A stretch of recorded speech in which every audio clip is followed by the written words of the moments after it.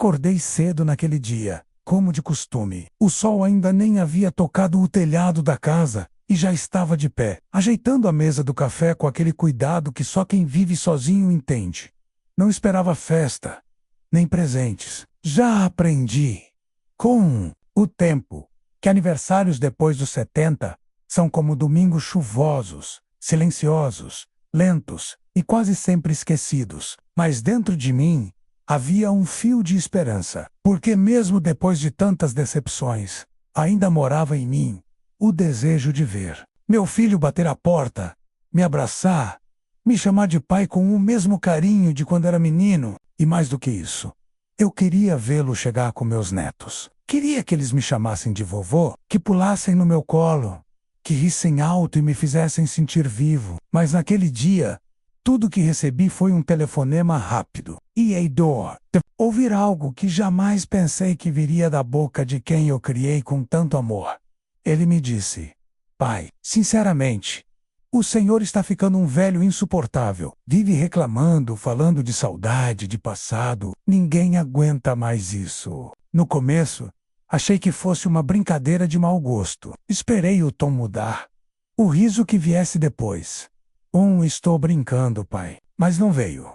Só o silêncio. E do outro lado da linha, ele suspirou e desligou sem se despedir. Eu fiquei ali, parado, segurando o telefone como se ainda estivesse conectado ao coração dele. Aquele aparelho ficou quente na minha mão. Como se queimasse a minha memória. Como se apagasse os anos em que o embalei no colo. Cuidei das febres. Ensinei a andar de bicicleta. Dei o primeiro livro. Fui ao primeiro jogo da escola. Nada disso parecia importar mais. Eu era só um incômodo. Passei o dia inteiro tentando entender onde foi que eu errei. Será que fui rígido demais? Será que não soube demonstrar meu amor porque eu o amei? Amei aquele menino mais do que a mim mesmo. Trabalhei dobrado, virei noites. Deixei de comprar roupas novas por anos só para garantir que ele tivesse tudo. Mas agora, naquele dia que era meu aniversário, eu era apenas um velho incômodo, um fardo. E doía. Doía mais do que qualquer doença, mais do que qualquer solidão. Doía porque tudo que eu queria era ser um avô presente. E luxo. Não queria viagens. Não queria herança. Eu só queria ser lembrado, ser ouvido, ser respeitado. Queria ter a chance de ensinar aos meus netos as histórias que o tempo me ensinou. As brincadeiras que não existem mais. Os valores que hoje parecem esquecidos. Naquela tarde, sentei na varanda. Peguei o álbum de fotos que guardei por décadas. Aquele que tem a primeira foto do meu filho no berço. O sorriso banguela dele aos 2 anos. O dia em que ele ganhou a medalha no campeonato de futebol. Cada imagem era como uma facada e um abraço ao mesmo tempo. Doía lembrar, mas ao mesmo tempo me dava forças para não desistir da minha história. Porque se ele não via mais valor em mim, alguém ainda veria. Mesmo que fossem estranhos, mesmo que fossem vocês, que estão me ouvindo agora. Decidi que naquele dia não ia mais me calar. Escreveria minha história. Contaria tudo. Não para expor, não para causar pena, mas para deixar registrado que esse avô existiu, que esse avô amou, e que esse avô, apesar da dor, ainda acredita na importância da presença. Naquela noite, quando o céu já estava bordado de estrelas e a casa mergulhada em silêncio, fui até o quarto, onde guardo minhas recordações. Lá, dentro de uma caixa antiga de madeira, repousavam cartas que minha esposa me escreveu nos nossos primeiros anos juntos. Ela partiu há mais de 20 anos, mas a lembrança dela ainda aquece minha alma. Peguei uma das cartas e li em voz alta. Era uma daquelas em que ela falava do nosso filho recém-nascido, dos sonhos que tínhamos para ele, das promessas que fizemos, de nunca faltar nada. Aquelas palavras me trouxeram lágrimas aos olhos, mas também me deram um senso de missão. Eu não podia permitir que minha história, nossa história, terminasse com uma ligação amarga e fria. Eu precisava falar, contar, registrar, porque o amor que um avô carrega no peito não desaparece com uma rejeição. Ele se transforma em lição, em memória, em legado. Nos dias seguintes, comecei a escrever tudo. Cada lembrança, cada gesto, Cada momento em que fui mais pai do que homem. Escrevi sobre as vezes em que meu filho caiu e eu corri para levantá-lo. Sobre as noites em que fiquei em claro esperando ele voltar da faculdade. Sobre o orgulho que senti quando ele conseguiu o primeiro emprego. Mesmo que ele nunca tenha olhado nos meus olhos para agradecer, eu escrevi, porque precisava organizar a bagunça que a dor causou dentro de mim. E quanto mais eu escrevia, mais entendia que a ferida que ele abriu naquele aniversário não era nova, era apenas o ponto final de uma história de distanciamento, que foi se formando aos poucos. Cada visita adiada, cada mensagem sem resposta, cada desculpa esfarrapada. Tudo isso foi construindo um abismo entre nós. E eu, como um velho teimoso e sonhador, me recusei a enxergar depois de algumas semanas. Decidi fazer algo que nunca tive coragem antes. Gravei um vídeo, coloquei o celular sobre a estante. Me sentei na cadeira de balanço da varanda menos a mesma, onde embalei meu neto no colo a única vez que o vi. E comecei a falar. Falei com o coração. Não gritei, não acusei, apenas contei minha verdade. Disse como foi doloroso ouvir aquelas palavras. Como me senti apagado, excluído, descartado, mas também falei de amor, do quanto ainda o amo, do quanto desejo estar presente na vida dos meus netos, não como uma obrigação ou um peso, mas como um pedaço da história deles. Porque todo neto tem direito de conhecer de onde veio, de ouvir histórias antigas, de rir de piadas sem graça, de aprender valores que não se encontram em livros. Enviei o vídeo por mensagem, mesmo sem saber se ele assistiria. Não tive resposta. Durante dias, fiquei revivendo cada segundo da gravação, cada palavra que pronunciei. Será que falei demais? Será que fui fraco? Será que fui piegas? Mas depois de tanto tempo guardando tudo para mim, não me importava mais com o julgamento. O que importava era ter tido a coragem de falar, de me mostrar, de existir. E nessa existência silenciosa de avô esquecido, comecei a encontrar força. Voltei a caminhar pelo bairro, reencontrei velhos amigos, participei de um grupo de leitura na biblioteca pública. E lá, entre livros empoeirados e vozes trêmulas como a minha, encontrei outros avós e avós que também carregavam dores parecidas. Não era SUU. A dor da rejeição, especialmente de um filho, é como uma chuva fina e persistente. Não te afoga de uma vez, mas vai te encharcando aos poucos, tirando o calor do corpo, apagando a chama da alma. Mas naquele grupo, comecei a sentir um pouco de sol de novo. Compartilhávamos histórias, chorávamos juntos, ríamos das coincidências da vida. E em uma dessas conversas, alguém me disse algo que nunca vou esquecer. Talvez não sejamos os avós que nossos filhos gostariam que fôssemos, mas somos os avós que os nossos netos vão lembrar um dia, mesmo que só pela força com que amamos. Essas palavras me atravessaram como um raio. Porque sim, meu amor não depende de retorno. Ele é gratuito, pleno, incondicional. E say hold, meu filho não consegue enxergar isso. Talvez um dia meus netos vejam. E talvez isso baste.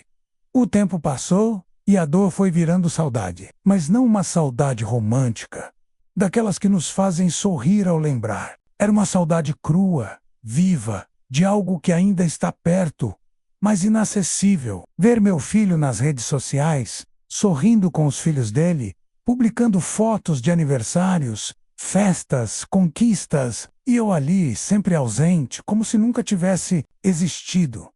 Aquilo me rasgava por dentro. Às vezes, eu clicava nas fotos, aumentava o brilho da tela, tentando enxergar melhor os rostos dos meus netos. Eu os vi crescer apenas por imagens. Jamais ouvi suas vozes, seus risos ao vivo, seus passos, correndo pela casa. Jamais senti o cheiro deles. Nem pude contar histórias antes de dormir. E tudo isso por quê? Porque meu jeito de amar envelheceu? Porque meus conselhos não são modernos? Ou porque simplesmente envelhecer virou um crime invisível? Um dia em especial que me marcou. Era Natal. Preparei a ceia sozinho, como sempre. Mas dessa vez, deixei 2 cadeiras vazias na mesa. Uma para meu filho, outra para meus netos. Não porque eu esperasse que eles viessem, mas porque eu precisava que aquele espaço existisse, mesmo que só simbolicamente. A presença deles naquele Natal não era física, menos. Era uma lembrança, um desejo. Enquanto eu comia em silêncio, imaginava como seria ter os meninos correndo pela sala, pedindo presente, bagunçando tudo. Imaginei meu filho, mais velho agora, olhando para mim com um pouco mais de compreensão. Talvez até me pedindo perdão, dizendo que andou refletindo, que percebeu que sua rigidez foi cruel. Eu inventei aquela cena inteira na cabeça, como se fosse um filme, porque às vezes, para sobreviver à solidão, a gente precisa inventar um pouco de esperança.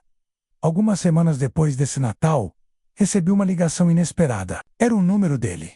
Meu coração disparou. Atendi com as mãos trêmulas, quase sem conseguir dizer alô. Do outro lado, a voz dele estava diferente. Menos firme, mais hesitante, pai. Eu vi seu vídeo. Silêncio. Eu não sei o que dizer.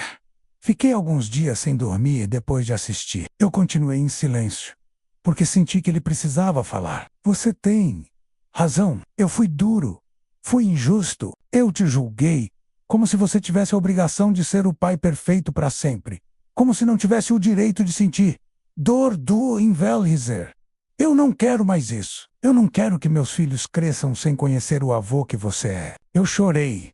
Não consegui segurar, porque naquele momento percebi que, mesmo que fosse tarde, ele finalmente me enxergava. Nos dias que se seguiram, ele veio me visitar. Trouxe os netos. 2 meninos lindos cheios de vida, curiosos, barulhentos. Quando me viram, hesitaram. Mas depois de alguns minutos, estavam no meu colo, mexendo nos meus livros, perguntando sobre as fotos antigas. Eu contei a eles sobre a infância do pai, sobre os brinquedos de madeira, sobre como a vida era diferente, e como mesmo assim, era cheia de amor. Eles riram, se interessaram. Foi como se eu tivesse ganhado mais uma chance, não para refazer tudo, mas para viver o agora. E naquele instante, percebi que não era apenas um avô presente. Eu era um avô inteiro, um homem, com passado, com marcas, com falhas menos, mas cheio de amor para dar. Nos meses seguintes, nossa relação foi se reconstruindo. Ainda havia silêncios, claro. Feridas não somem de uma hora para outra, mas existia esforço, havia intenção, e isso já era um milagre. Comecei a almoçar com eles aos domingos. Fiz amizade com os meninos, contei histórias, ensinei a pesca. Mostrei como plantar uma árvore. Vi nos olhos deles o reflexo de algo que eu achei que havia perdido. Respeito. Eles me olhavam com curiosidade e admiração. E, mais importante, com amor. Aquilo curava algo dentro de mim que eu nem sabia que ainda estava doente. A ferida daquele aniversário antigo cicatrizou, porque agora, ao invés de mágoa, tenho memórias reais, vivas. Minhas hoje, com quase 80 anos, posso dizer que aprendi que o amor não morre com o silêncio, nem se perde com o tempo. Ele apenas adormece em alguns corações, até que algo desperte. E às vezes, esse despertar vem da dor. Às vezes, de um vídeo ou de uma simples cadeira vazia na mesa. Mas vem. E quando vem, tudo muda. Porque ser um avô presente não é estar todos os dias, é marcar o coração daqueles que amamos de tal forma que mesmo quando estamos longe, eles sentem a nossa presença. Se você, que está ouvindo isso agora, tem um pai, um avô, ou até mesmo um filho distante, não espere o tempo fazer o que você pode fazer hoje. Às vezes, basta uma ligação. Às vezes, basta ouvir com o coração. E assim eu encerro essa história.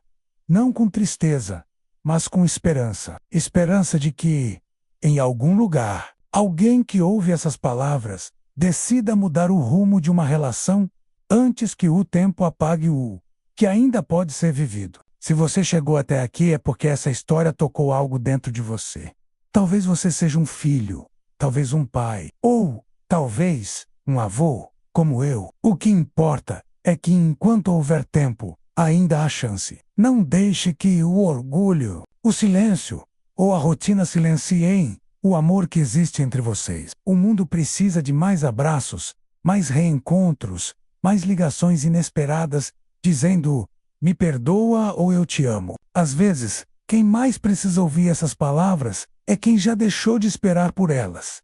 Se essa história te emocionou, compartilhe com alguém. Pode ser que, através dela, outro reencontro aconteça. Pode ser que um filho entenda o valor do pai, ou que um avô volte a ser lembrado não como um velho insuportável, mas como um pilar da família. E se você, que está ouvindo agora, sente falta de alguém, procure, dê o primeiro passo, porque no fim das contas, o que permanece não são as discussões, nem os julgamentos, mas o amor que conseguimos viver enquanto ainda havia tempo. E se hoje você tem a oportunidade de abraçar alguém que ama, faça isso. Amanhã pode ser tarde demais. E se você já perdeu esse tempo, transforme a saudade em legado. Conte sua história. Alguém pode aprender com ela. Alguém pode ser salvo por ela. Se você gostou dessa história, deixe seu like, se inscreva no canal Memórias do Meu Avô e ative o sininho para não perder os próximos relatos. Aqui, cada memória é um abraço que o tempo não conseguiu apagar. Até a próxima!